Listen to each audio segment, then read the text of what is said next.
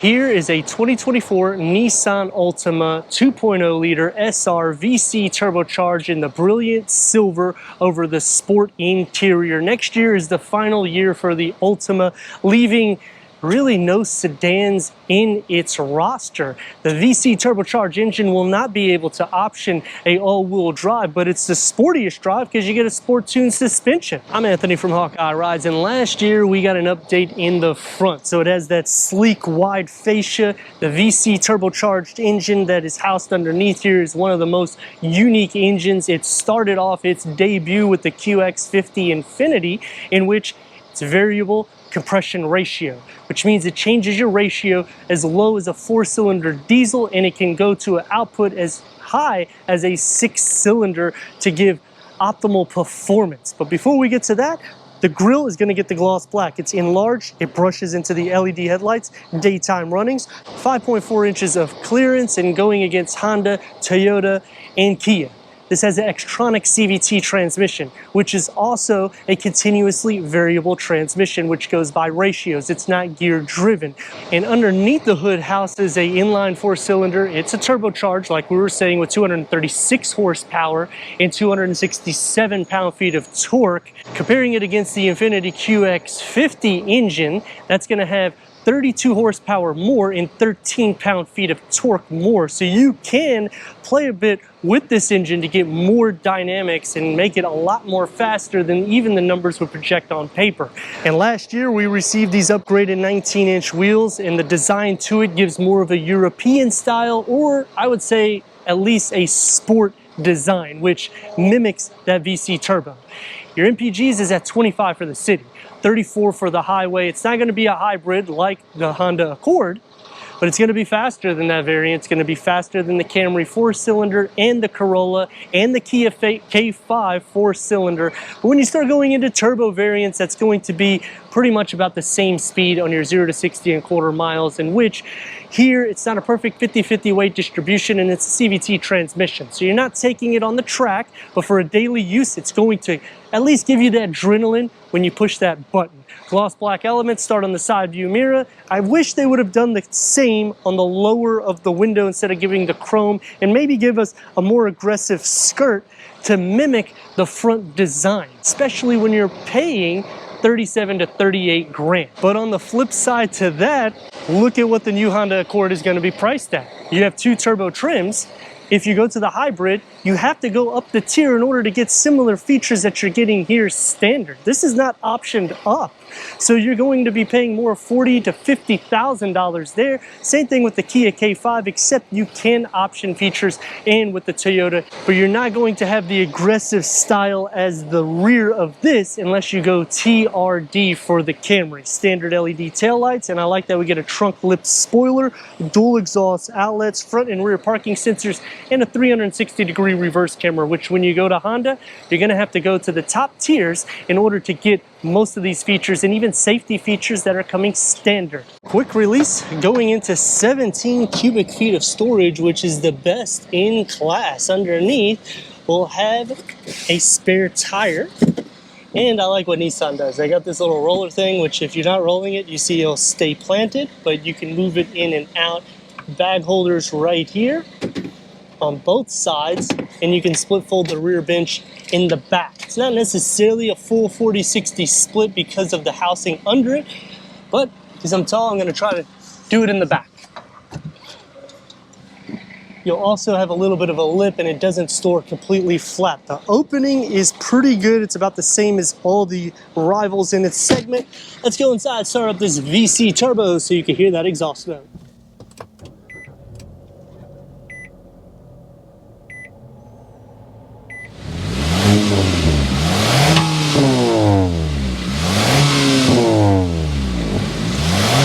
Headroom and leg room. Sadly, they are discontinuing the Altima, and you do have sufficient feet and leg space for the front occupants. The way this brushes, it kind of expands out a little bit more so, but it doesn't take up too much space. You have the pattern that's in the gloss black with the satin aluminum. Last year we received this upgraded 12.3 infotainment screen, which was a major upgrade for the brand, Apple CarPlay, Android Auto, Sirius XM, AM, FM, streaming Bluetooth audio. Throw it into reverse, and it has a 360-degree reverse camera, full trajectory. What I dislike right off the top, it doesn't cover the whole screen. When you get this large of a screen, I want it to cover the whole screen, in which it's just basically here, and that's probably just a software fix. Dual climate control settings, wireless charging pad, USB 12 volt, and the key fob. Gloss black elements with the red and white stitching, leather going to be here. This is the sport button, by the way, with a little hidden gem, and auto hold, which is a nice luxury feature when you're at a stoplight because it will hold the brake for you. It's going to be soft. It opens up. It's a long and pretty deep storage pocket. It's decent size for the width also. So for the size of the car, storage is pretty decent here. Square bottom, 3-spoke, multi-function with the gloss black and the paddle shifts. And the gauge cluster gets a 7-inch digital reader in the center between the analog tach and odometer. Bose 9-speaker upgraded sound system, and I like how they do a contrast on the top also. So it keeps a sporty style, and it goes right into the door panel. It's going to be more everyday materials up top. When you work your way where it needs to be soft, it does a good job. One touch up and down just for the driver, and a medium-sized storage pocket that opens up to a beverage holder, with a moon roof and no auto dimming rear view mirror. For the back seat's headroom and leg room, no storage behind the driver, but you will get it behind the passenger. Air vents, USB ports, armrests with cup holders, slide it up for later. The door is going to have the same style. Unfortunately, we have child lock. So it's going to be everyday materials, soft to touch where it needs to be, in a smaller storage pocket that you can fit a beverage or a flask. Scooting into the center, the floor isn't flat. You could put your feet here, but it's not going to be desirable. So putting your feet here, you'll be sharing some feet space, sharing some button shoulder space, but this is also to be expected because of the size of the vehicle. But headroom is actually not that bad. Even though you sit up, it is going to be grazing if you're over 6 foot. 236 horsepower, 267 pound-feet of torque out of this inline 4-cylinder VC turbocharged engine. That's 54 horsepower more than the standard 2.5 liter engine. So it tells you right there you're going to get a significant difference in power. It is going to be a little low to the ground, and the reason why I'm comparing this more towards the Honda Accord on the exterior is because we don't receive a Maxima anymore. So this is going to have to more or less take that spot, because the Versa is more or less derived now for the Honda Civic. If you were to compete with the Honda Civic, this still would be faster. To show you a little bit of this bumpy roads, and it pretty much soaks up most of the bumps. It's going to have a sport tune suspension, so you will feel a little bit more of the ride at a slower drive, and that's to be expected. It also has 19-inch wheels, so when you're pairing all this together, naturally you're expecting a little bit more of that dynamic feel in the cabin. But the seat cushioning is nice and soft. It's not going to be as plush as I would say an Infiniti Q50, but you're not at those prices either. Now you could option a base Q50 for a few grand more than this, and that's going to be a twin turbo V6. So it is something to consider when you are at these prices. I'm going to push that little button. It's going to give us a little S for the D. Look at this baby go.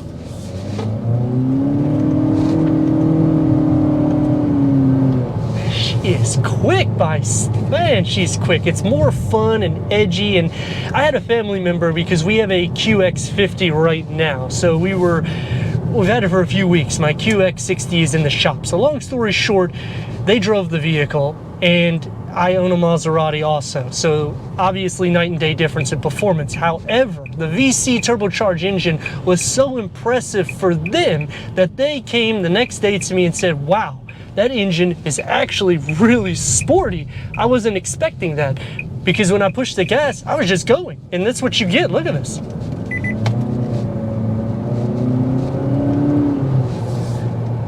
And that's because it's a variable compression ratio, so it's changing the ratios inside, and that's derived because they have added an extra rod or pulley inside the engine, so it will alter between the two power variants, even though it's still an inline 4-cylinder turbo. But it's impressive because it feels faster than the numbers would project, in which whenever you start saying, well, this car, they got a lot of memes, people talk and make fun of it, and it just doesn't have a good history, a lot of that is because if you get the VC turbocharged engine, it feels like it's a sports car, and yet it's just a sedan. And it's not just a sedan, but it's not something as powerful as the Infinity line.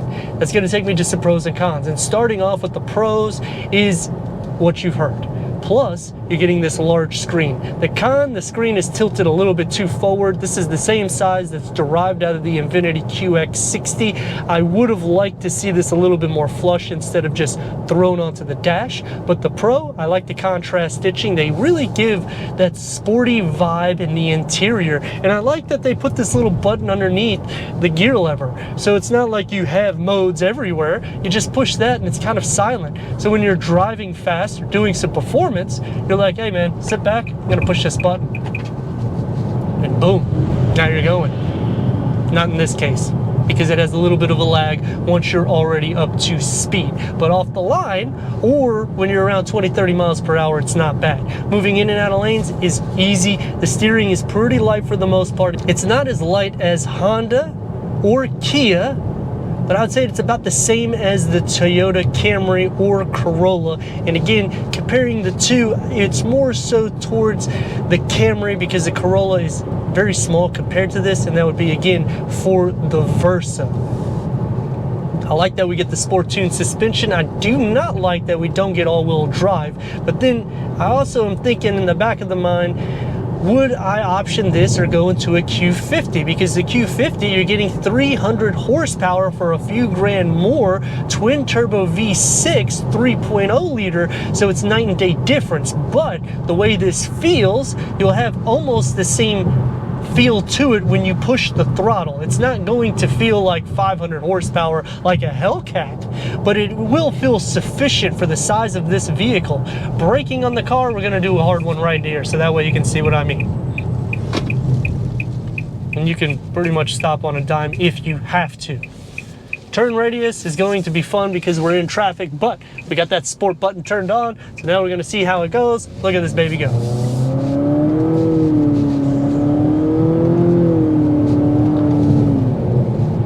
Now on the disadvantage to all that, because of the variable compression, you're going to be drinking a lot of fuel if you drive that way all the time. So I would recommend just play around with it, but if you are trying to get in and out of traffic, it is something that can boost you a little bit more. So it's not gonna give you a turbo boost, but it lets the Xtronic CVT transmission go to a higher gear ratio, in which you'll notice with your tachometer that it doesn't even show a 1, it goes to a 2, and then where the 2 is basically where a 1 normally would be. And they do this purposely because until you hit around 2-ish RPM, that's when it actually starts changing to get more quicker speeds and give you that aggressive feel. Anything under the 2 or around the 2 is going to be better MPGs. Some other pros about the vehicle is it's still wide enough inside the cabin. You have plenty of room in the back. You have plenty of storage in the door pockets.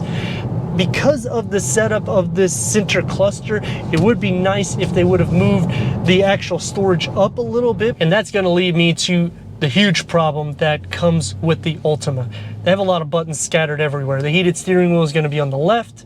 Your cruise control is here. It's just there's too many buttons. They could sum it up where it's not as much. And another thing is when you get into the touchscreen infotainment, you have the quick wedges, don't get me wrong, so you can add and make it a little bit easier for you. But when you have 8 different settings or 10 different settings, and each setting has a setting inside the setting and more it's just too much.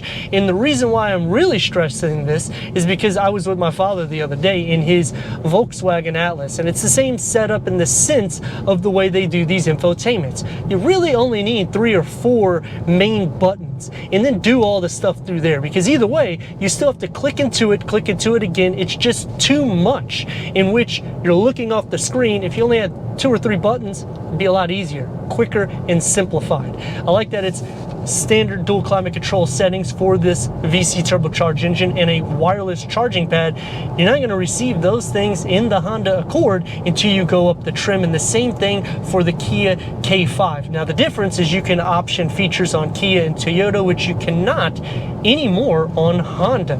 But let me know your thoughts in the comments, and if you're new to the channel, consider subscribing. Check out the next video, merchandise, website, and Instagram. Leave a comment and a like, and I'd like to thank Brandon Nissan for giving us this 2024 Nissan Altima SR VC turbocharged engine for our car review. And because it's being discontinued next year, should you get it? Well, for me, I like the vehicle.